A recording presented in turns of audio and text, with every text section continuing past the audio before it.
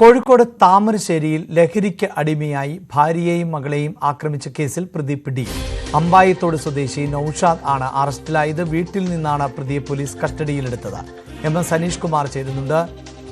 അനീഷ്, വലിയ തോതിലുള്ള നാശനഷ്ടങ്ങളായിരുന്നല്ലോ ഈ പ്രതി വരുത്തിയത്. എപ്പോഴാണ് പ്രതിയെ പിടികൂടിയത്? എന്താണ് വിവരങ്ങൾ?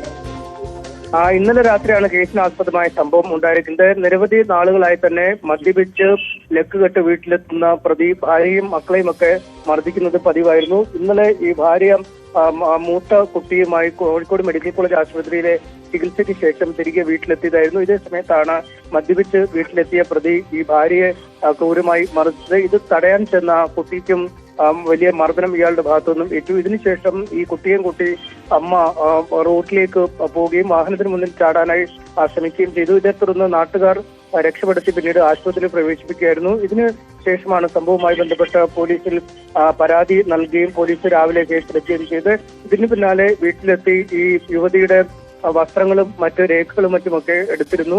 ആ സമയത്ത് പ്രതി ഒളിവിലായിരുന്നു. പിന്നീട് പോലീസ് എത്തിയപ്പോഴാണ് പ്രതി വീട്ടിലുണ്ടെന്ന് കണ്ടെത്തുകയും പ്രതിയെ അറസ്റ്റ് ചെയ്യുകയും ചെയ്തിരിക്കുന്നത്. നേരത്തെ മദ്യപിച്ച് വാഹനം ഓടിച്ചു അടക്കം നിരവധി കേസുകൾ ഇയാൾക്കെതിരെ എടുത്തിട്ടുണ്ട്. ഇയാളുടെ ലൈസൻസ് അടക്കം പോലീസിന്റെ കൈവശമുള്ള ഒരു സാഹചര്യം കൂടി ഉണ്ടായിരുന്നു. എന്തായാലും ഗാർഹിക പീഡന കുറ്റവും മറ്റ് ചില വകുപ്പുകൾ കൂടി ചേർത്താണ് ഇയാൾക്കെതിരെ പോലീസ് കേസെടുത്തിരിക്കുന്നത്.